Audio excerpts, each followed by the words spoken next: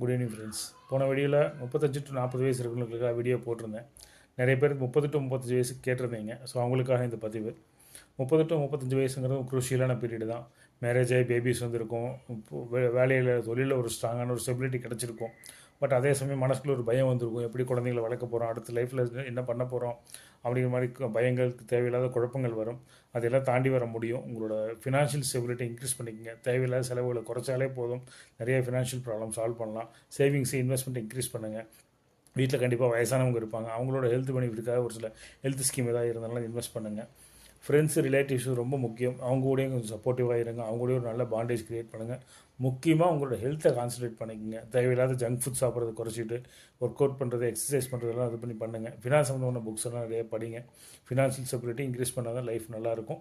பயப்பட ஒன்றும் இல்லை, ஈஸியாக கிராஸ் பண்ணி வந்துடலாம். Happy living. All the best. Thank you.